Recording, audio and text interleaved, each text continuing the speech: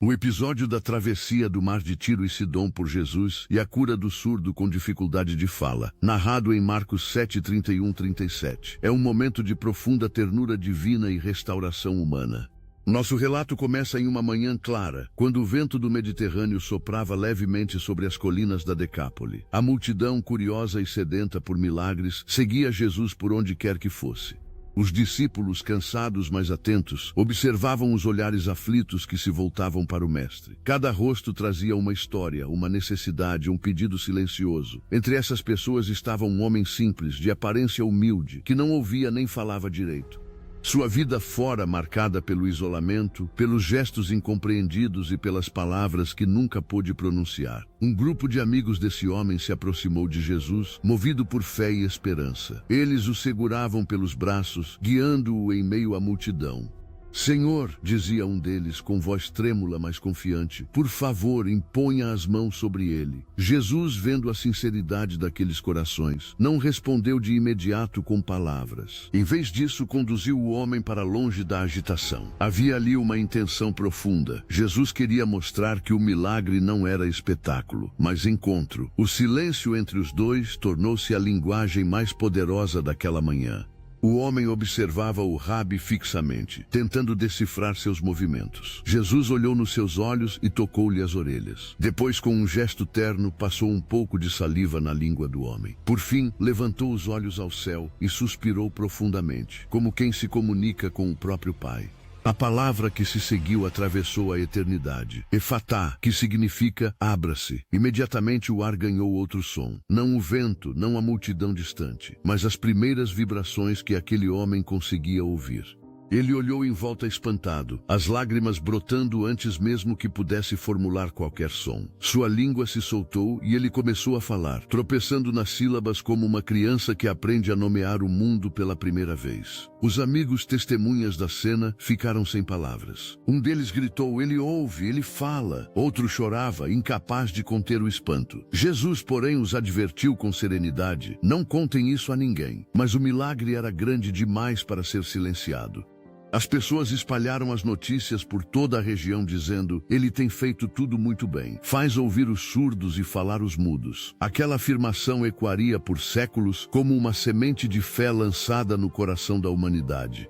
O evangelho daquela manhã não foi apenas o poder que restaurou os sentidos, mas a delicadeza com que Jesus devolveu dignidade a um homem esquecido. A cura foi mais que física, foi um reencontro com a vida, com o som do vento, das risadas e até das próprias lágrimas. Naquele instante, o surdo pôde ouvir o mundo, e mais que tudo, o amor de Deus pulsando na voz do seu Redentor. À medida que o sol subia no horizonte, a multidão se dispersava lentamente, comentando o ocorrido em vozes baixas, quase reverentes.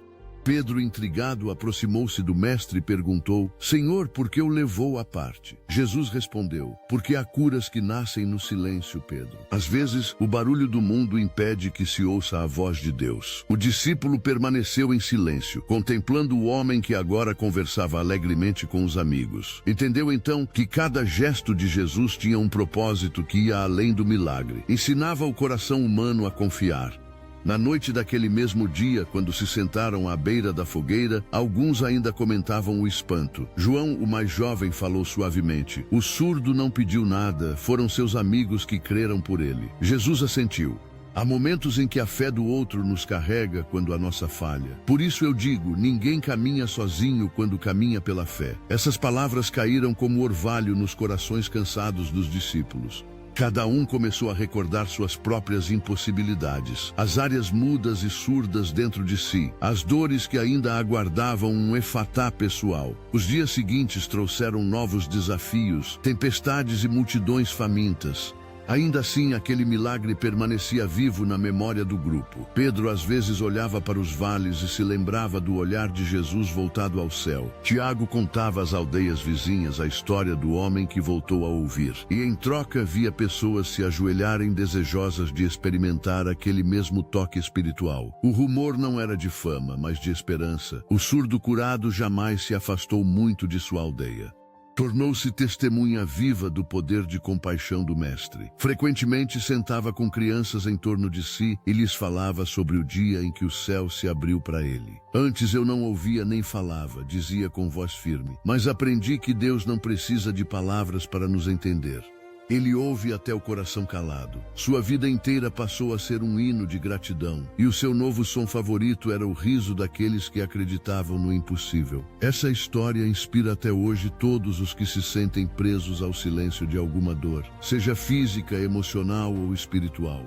Há em nós partes que deixamos de ouvir, a voz da esperança, o cântico da fé, o chamado do amor. O efatá de Cristo continua ecoando, abrindo corações endurecidos, restaurando comunicações rompidas, reconciliando a alma com sua origem divina. Muitos ainda chegam a ele levados pela fé de amigos, de familiares, de pessoas que oram em secreto. E o mesmo Mestre que um dia suspirou ao céu por um homem esquecido, continua a sussurrar vida sobre todo o coração disposto a crer.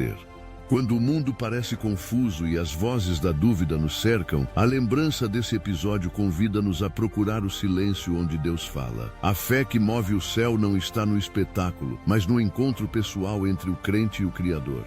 Assim como aquele homem ouviu pela primeira vez a voz do vento, nós também podemos escutar os sussurros da graça nas pequenas vitórias diárias, na palavra amiga, na oração atendida, na coragem que renasce após a dor. Todo efatá divino é uma promessa de que, mesmo quando não conseguimos falar, Deus entende o que o coração tenta dizer. Que essa história de Jesus e o surdo de Decápole lembre a você que nenhum silêncio é permanente, nenhuma distância é longa demais para o amor do Senhor. Quando tudo parece abafado e as palavras faltam, basta confiar que Ele está pronto para dizer outra vez. Abra-se. E então, à semelhança daquele homem, você descobrirá novos sons de fé dentro da própria alma. Se você gostou, curta e compartilhe para que mais pessoas ouçam esta mensagem e sintam o toque da esperança em suas vidas.